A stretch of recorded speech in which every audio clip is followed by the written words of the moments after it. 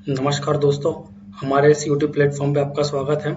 आज हम इस वीक का कंप्लीट करंट अफेयर्स देखेंगे जो 28 मार्च से लेके 4 अप्रैल तक का रहेगा। करंट अफेयर्स है ये। स्टार्ट करते हैं आज की क्लास में। सबसे पहले हम चर्चा करेंगे आपका 66 जो फिल्म फेयर अवार्ड जो है वो इस हफ्ते में दिए गए थे। पता है आपको कि ये जो अवार्ड है ये बहुत ही इंपॉर्टेंट होते हैं। इनके बारे में थोड़ा सा डिस्कस कर लेते हैं जो एग्जाम के पॉइंट ऑफ व्यू से इंपॉर्टेंट रहेंगे।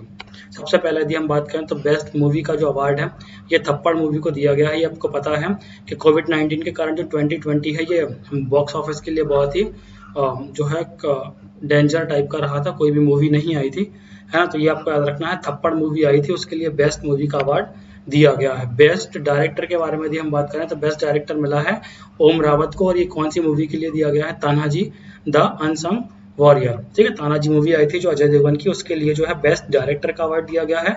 और थप्पड़ मूवी जो आई थी उसके लिए बेस्ट मूवी का जो बेस्ट फिल्म का अवार्ड दिया गया है। ये आपको याद रखना है। ठीक है, नेक्स्ट है ये मेन आपको जो है अवार्ड के बारे में बता रहा हूं मैं।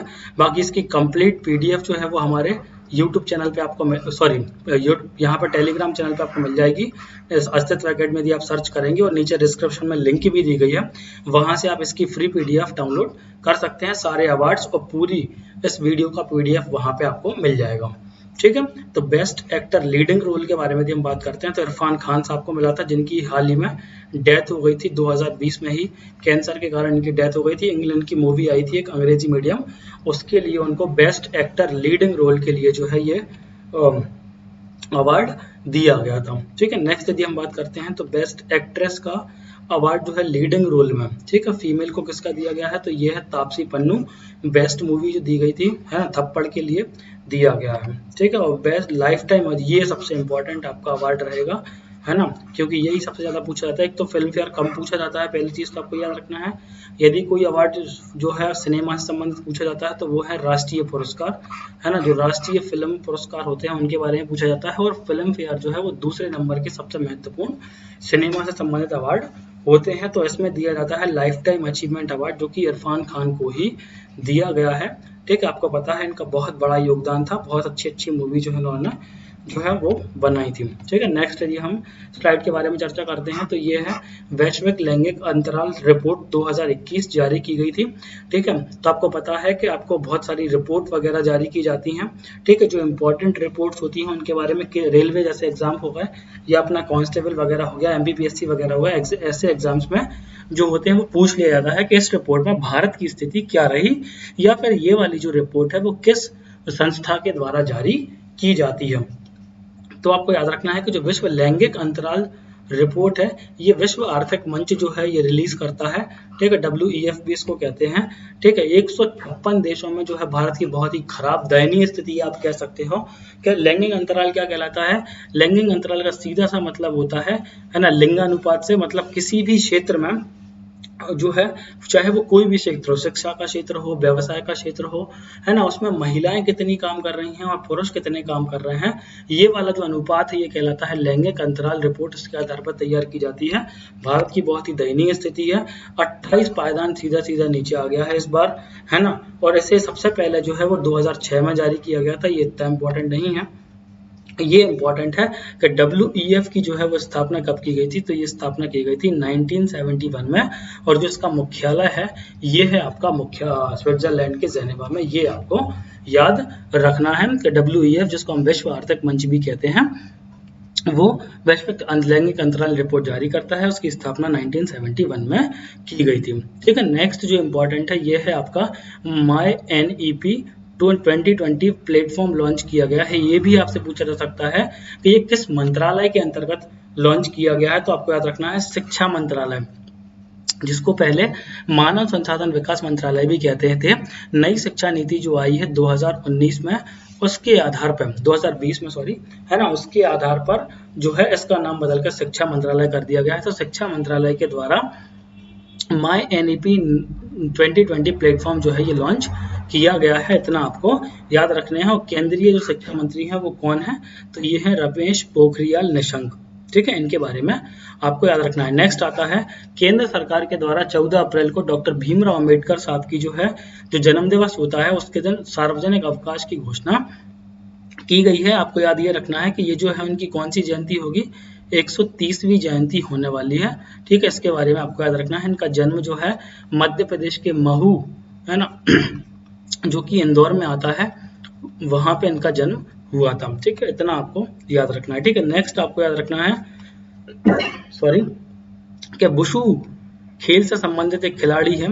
ठीक है, वुशु एक खेल है। आनिया मिथुन के नाम से एक खिलाड़ी है जिन्होंने दक्षिण एशियाई दौरे पर क्या जीत लिया है, स्वर्ण पदक जो है वो जीत लिया है। ठीक है, नेक्स्ट जो स्लाइड है उसमें हम बात कर रहे हैं शांति अग्रसेना सैन्य अभ्यास की। तो आपसे ये पूछा जाता है किसी न किसी सैन्य अभ्यास के बारे में, तो आपको याद रखना है कि एक सैन्य अभ्यास हुआ था, है ना, होना है सॉरी 4 अप्रैल से 12 अप्रैल तक ये कंडक्ट कराया जाएगा बांग्लादेश में, है ना। इसका नाम रखा गया है शांतिर अग्रसेना 2021। ठीक है, इसमें भारत जो है पार्टिसिपेट करने वाला है।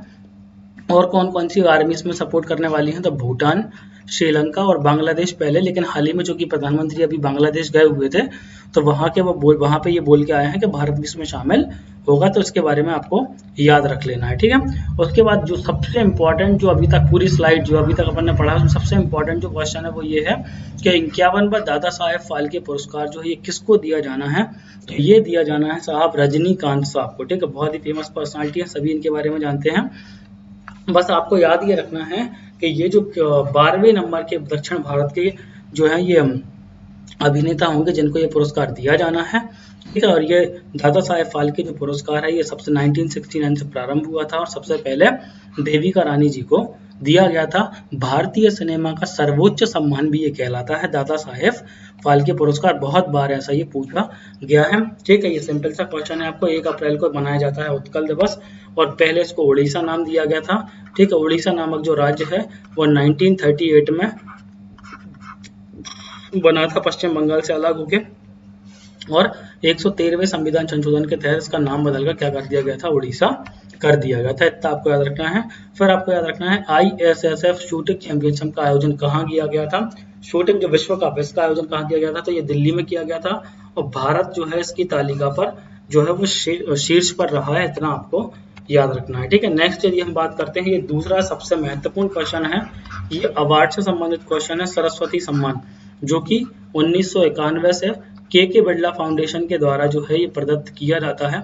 इतनी चीजें आपको याद रखनी है। और अभी हाल ही में मराठी साहित्यकार हैं शरद कुमार लिम्बाले जी, इनको जो है वो दिया गया है। ठीक है, ये को याद रखना है। तो किस भाषा के लेखक हैं, मराठी भाषा के लेखक हैं, और किस पुस्तक के लिए दिया जा रहा है, तो ये दिया जा रहा है सनातन के लिए जो है ये दिया जा रहा है। ठीक है, इसका इतनी चीजें आपको याद रखना है। इसमें 15 लाख रुपए दिए जाते हैं, एक प्रशस्ति पत्र और एक पट्टिका भी दी जाती है। कब से स्टार्ट हुआ था, तो ये स्टार्ट हुआ था 1991 से, और के बिरला फाउंडेशन के द्वारा ये जो है साहित्य के क्षेत्र में दिया जाता है। ठीक है, कौन सा सम्मान है, ये सरस्वती सम्मान है। ठीक है, नेक्स्ट आता है आपका, ठीक है, मध्य प्रदेश के लमू सांसद प्रहलाद सिंह पटेल जो कि पर्यटन मंत्री हैं राज्य स्वतंत्र प्रभार के, और शिवराज सिंह चौहान के साथ मिलकर इन्होंने खजुराहो में किसका, महाराजा छत्रसाल कन्वेंशन सेंटर का उद्घाटन किया है। ये मध्य प्रदेश के छात्रों के लिए बहुत ही इंपॉर्टेंट है, 100% ये किसी न किसी एग्जाम्स में आगामी में पूछा जाएगा। ठीक है, नेक्स्ट जो है ये दूसरा अपन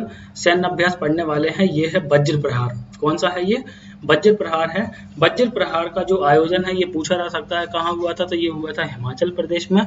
वज्र प्रहार भारत किस देश के साथ करता है, तो ये करता है अमेरिका के साथ में। 2 चीजें बस याद रखनी है, तीसरी चीज आपको इसमें याद नहीं रखनी है। इसके पहले अपन ने जो स्लाइड पढ़ी थी शांति से संबंधित जो एक सैन्य अभ्यास है वो अपन ने किसके साथ किया है, बांग्लादेश के साथ किया है साहब। ठीक है, उसके बाद वन लाइनर है, तो ये आपको याद रखना है कि अभी बताया था मैंने ISSF शूटिंग का जो विश्व कप है ये दिल्ली में आयोजित किया गया था और भारत ने इस पर शीर्ष स्थान जो है वो प्राप्त किया है। ठीक, उसके बाद एक और इम्पोर्टेंट अवार्ड है, ये है जीत थाइल। ठीक है, सॉरी जीत थाइल नाम के ये व्यक्ति हैं, इन्होंने मैन बुकर प्राइज जीता था। कौन सा, मैन बुकर प्राइज। ठीक है, मैन बुकर प्राइज जीता था 2012 का, इसलिए इंपॉर्टेंट हो जाता है। इनके द्वारा एक पुस्तक लिखी गई है नेम्स ऑफ द वुमेन।